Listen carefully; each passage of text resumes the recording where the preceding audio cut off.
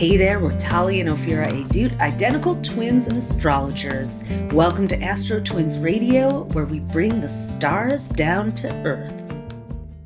I guess I'll call this week the calm before and after the storm, because obviously we're coming out of eclipse season, which brought a whole lot of painful and awful storms, from the literal Hurricane Helene to the now bombings all over the Middle East, civilian deaths, ongoing war and tragedy. But it's also felt a little stultified, like there was a little bit of a lull. We only have a few weeks left before the US presidential election, and it's been kind of uneventful. That debate last week, I thought the debate was this week. I got that confused in my mind, but it was interesting. We had the vice presidential debate right around the solar eclipse in peaceful, harmonious Libra, and it was a head scratcher for a good while. Felt like J.D. Vance and Tim Walz were broing out with each other. I found that a little disappointing, not because I didn't want people to get along and this whole theater of politics has gotten out of hand, but it did feel like things got swept under the rug, and that is a danger of Libra season that we're in until October 22nd. Sometimes peace can come at a price if you sweep important issues under the rug. And that's the last thing we need to be doing right now, because there's so much on the table. Now, why do I call it the calm before the storm this week of October 7th to 13th? Well, we have some major pivots happening in the skies this week. Buckle up, everyone. Tali here from the AstroTwins with your weekly horoscope forecast for October 7th to 13th. Now, Tuesday is a really lovely day, Tuesday, October 8th, on a personal level, because Venus and Mars, the two planets of love, are forming a trine. That's something that happens every year, every couple years. There's, this nice flowing energy between the two planets of love. So Venus is in Scorpio and Mars is in Cancer. Those are sensitive,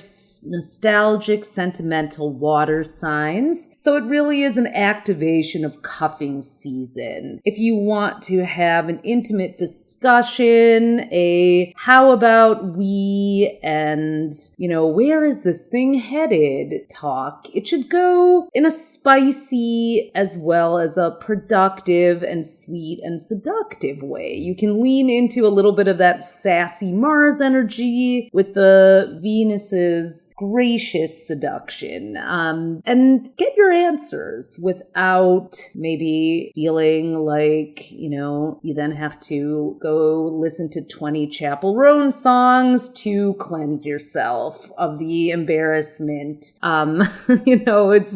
It's good. Serve up a little bit of that me espresso. And if they want to sip, lucky them. If not, you'll be able to know that you can move on in a nice, flowy, harmonious way. That goes for business too. This is a chance to kind of get those answers. Are you in or are you out? That same day, Mercury and Jupiter, which are two outspoken planets, are also forming a trine. So that trine happens when they're in this, usually in the same element, fire and fire, earth and earth, air and air, water and water. In the case of Mercury, they're both in air signs. So Mercury is in diplomatic Libra, while Jupiter is in Gemini, which is all about partnership. So it's a great time to get, people aligned, get those contracts signed, get them on board with your initiatives. You do have to be careful, though, not to trade in social currency and spill any tea. There's a gossipy energy that can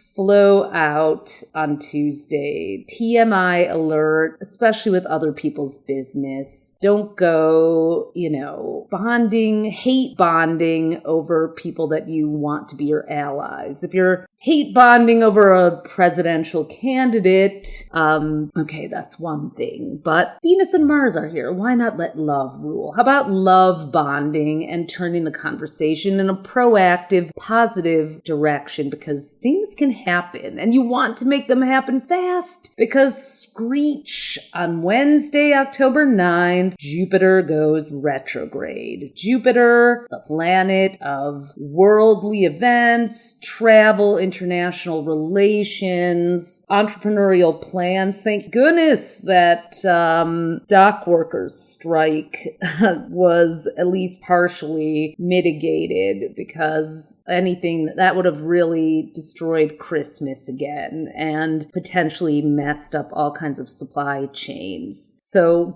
Jupiter's going retrograde in Gemini. It goes retrograde every year for 4 months. There's just no way around it. All of the planets outside of Mars, the outer planets from Jupiter to Pluto, spend nearly half the year retrograde every single year. Jupiter for 4 months and Saturn on for 5. So there's no avoiding it. And these are times where it's probably a little bit of a relief to have this slowed, paused pace. The outer planets shape big, world-changing, newsworthy aspects of our life. So when they change signs, as Jupiter does every 12 to 13 months, and actually when it's in Aquarius, Pisces, Aries, and Taurus, it tends to weave back and forth between two signs. But most of the time, for most of the zodiac, it spends a solid year in a sign, as it will with Gemini. It's in Gemini from May 25th of this year to June 9th of 2025. And Jupiter in Gemini is about expanding our idea of partnership, finding who our allies are, who are truly our allies, and figuring out ways to coexist, cooperate, communicate. Now, here's the problem. Jupiter is in detriment in Gemini, meaning it's one of its weaker places in the zodiac. Jupiter's home position is Sagittarius. That's the worldly, horizon broadening sign. Gemini is the opposite. Gemini tends to rule our local activities, our peer relationships. Gemini wants twinning. It wants common ground. Jupiter wants discovery and differences. So a lot of focus, and I really think this is a smart thing for the Harris campaign, to be focusing so much on the common ground that Americans have between us. We have more in common than we think. That hits the Jupiter in Gemini mark squarely on the head. But we also can't ignore world affairs. And, it was an interesting article in the New York Times today about how Biden has really wound up losing control of worldly and global peace talks, how wars have continued to wage on in the Middle East between Ukraine and Russia, and that we are needing to do a better job as the superpower with bringing peace instead of expanding war. I do think that with the North Node in warmongering Aries and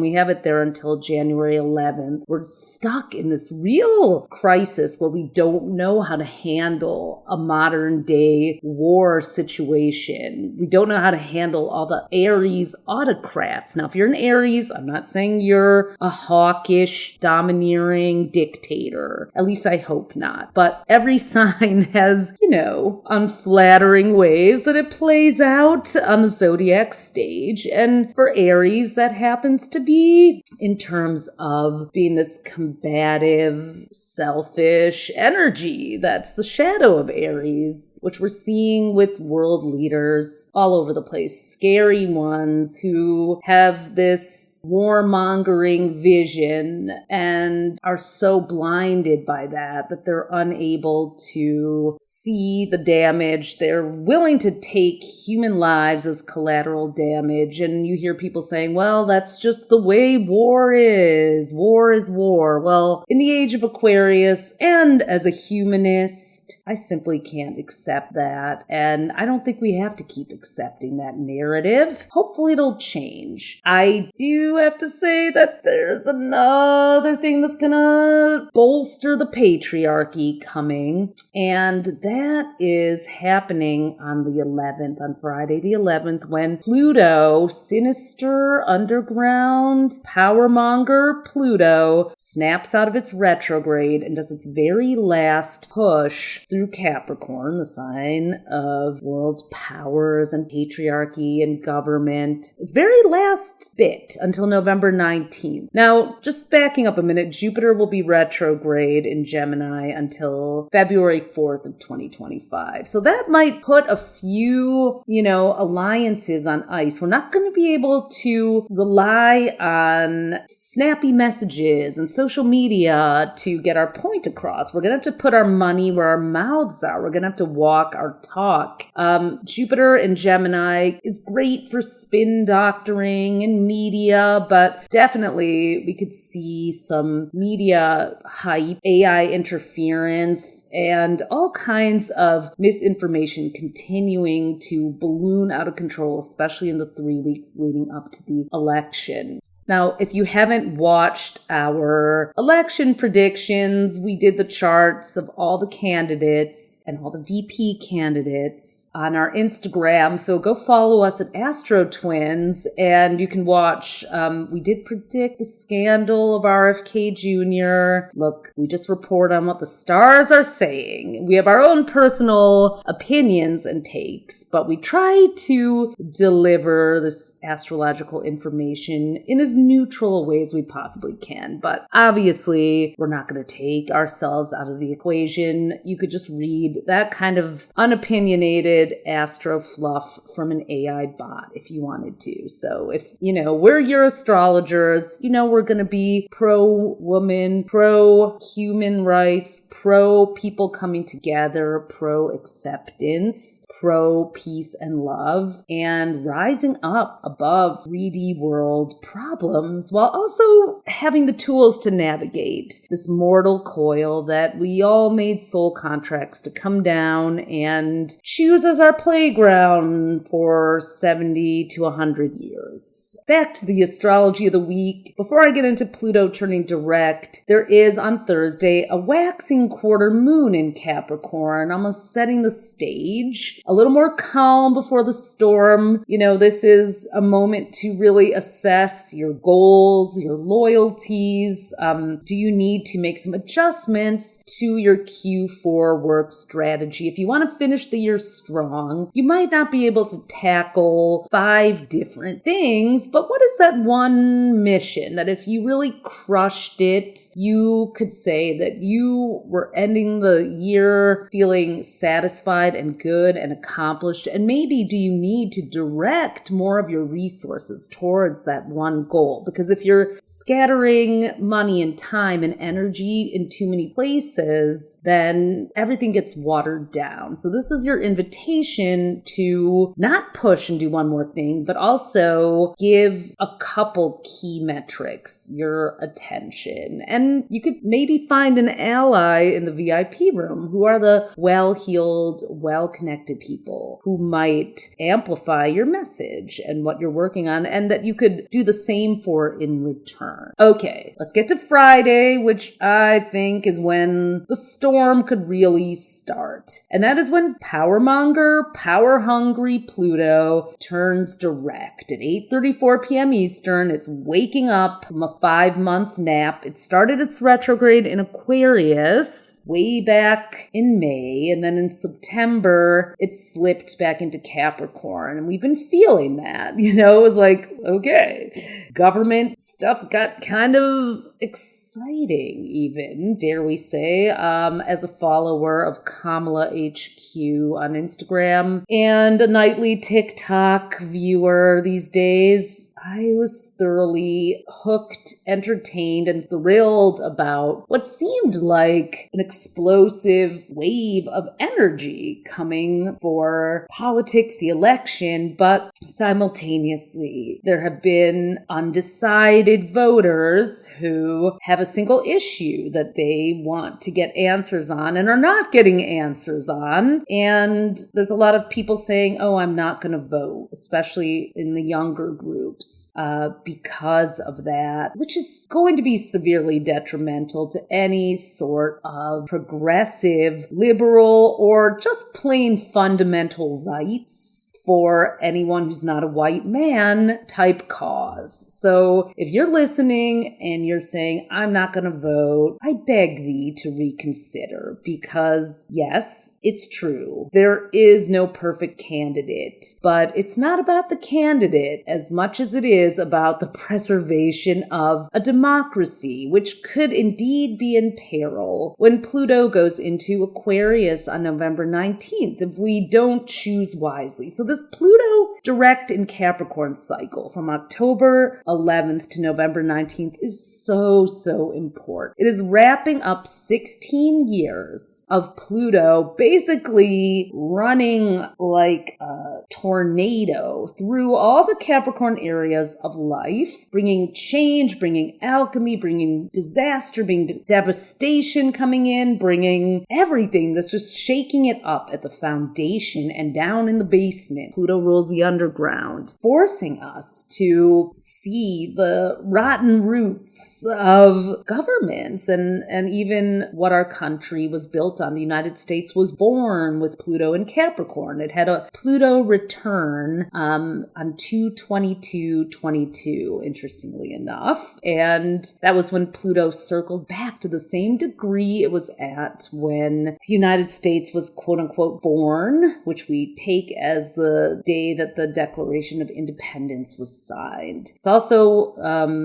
back in July 4th, 1776, if you don't know.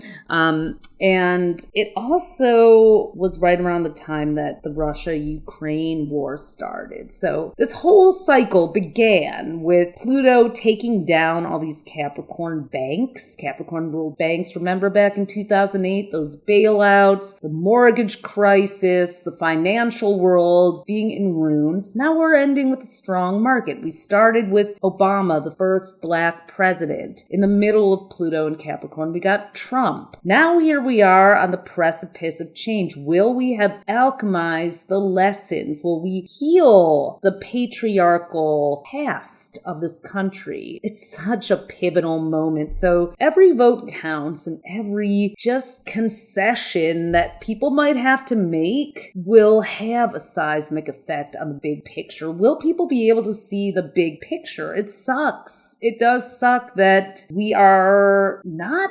It absolutely is an atrocity that these wars and killings and children being murdered and maimed and starvation is happening, and that the world is in the shape it's in. And our country, though, is also in a perilous position. And if we wind up with Trump again, it's going to go one way. And if we wind up with Kamala Harris, it's going to go another way. Now, here's something also I don't quite know what to say, but Jupiter, the planet of luck, expansion, I talked about Jupiter, was at 20 degrees Gemini the night of the presidential debate. Now it's going retrograde this week. Well, guess what? It'll be back at 20 degrees Gemini. This is very unusual, too. On election day in November, Donald Trump was born with his North Node, his destiny point, at 20 degrees Gemini. So that means Jupiter is really shining on his destiny. Is he meant to be the president again, or is he meant to be defeated? Literally, this is, I'm not trying to scare you guys here. I'm reporting the Astro News. So this is a moment people keep asking, who's going to win? Who's going to win? And I think it really is obviously up to the people here. That is the forthcoming lesson of Pluto in Aquarius. It's not about Pluto in Capricorn, Big Daddy, save us. Pluto in Aquarius is about finding personal power. Now, Pluto isn't all sinister. Pluto is also about shadow work and evolution. So have we evolved in terms of our relationship to the patriarchy? Look, the matriarchy, the patriarchy, right-sized, they're fine, We love a daddy, we love a zaddy, daddy, we love a mommy, but we also love our own inner authority and a good dad, not a wicked, autocratic, domineering patriarch who rules with an iron fist. There's enough of those going around and they're making a mess in the world. So will we change that? It really is up to us. It's the individual. We'll have more power over the collective than we realize, especially after November 19th. So no matter how this election winds up panning out, the aftermath of the election is potentially going to be even more fraught or interesting than the election itself. It ain't over till it's over. And let's just see. The weekend, Sunday's got a few more transits just to wrap things up with a bow. Mercury, the planet of messaging and communication, leaves calm, placid, peaceful Libra and moves into Scorpio until November 2nd, which means it'll be in worldly, outspoken Sagittarius on election day since it's changing signs November 2nd. But I personally think that we are going to see a storm of hard-hitting election messaging coming out next week, the week of the 14th. People have short attention spans. Look how quickly Kamala became brat and took over after half the world was like, has she said anything for the last 4 years? She's been so quiet. We know it doesn't take long. Short attention span theater. So people have been donating. I've been getting a lot of text messages, many annoying ones, telling me to donate, and I answer some of them. But hopefully they've been saving up for the slingshot because it could get mudslingy, actually, with Mercury and Scorpio. Low blows and intense barbs are coming. We also have to watch out for those Mercury and Scorpio trolls and hackers messing with data behind the scenes. There's a Sun-Jupiter trine on Sunday, which is usually something that can be considered a lucky moment, but Jupiter's retrograde in Gemini. So some shocking news could come out, maybe about a celebrity couple. The Diddy things are going down. That could be very exposing of people who are involved and hopefully not, shaming and horrifyingly re-traumatizing for people who are victims of that. But, it has been quite the shakeup for sure. And then we have Mercury squaring Pluto that day after it moves into Scorpio. So people will be projecting right and left. I think the Sunday news could be filled with some secrets, scandals, mysteries solved. On a personal note, people will be especially touchy, and the thin line between love and hate, sexy and offensive, will be on display. So walk softly in your relationships this weekend. Walk softly all week, or just lap it all up on Monday when the Mars-Venus trine casts that golden glow over the first couple days of the week, because it is going to feel like a cresting wave that builds perhaps higher than we're prepared to surf by the middle of the week. So if you sense a riptide, run to shore and get your bearings. Don't try to be a hero and swim out past the buoys by yourself. With Pluto turning direct in Capricorn and the Scorpio energy coming in from Mercury, we all need to be strategic together and again assemble for power and prepare for this Pluto in Aquarius, people-focused energy that's coming in November on the 19th. We're already feeling the pull. It's a huge deal. Pluto transits, these sign changes don't happen often, only every 12 to 30 years, depending on the sign Pluto's in. And in this case, it's the end of a 16-year cycle. So much has happened since 2008, and we have a chance to do things differently now than we ever have before in terms of the way we govern ourselves and work together as humans. Take care of yourselves and take care of each other, because that's the core human way. As always, thanks for listening. You can discover more of your star power at astrocell.com and be sure to follow us on social at AstroTwins. Join us next time for more cosmic fun.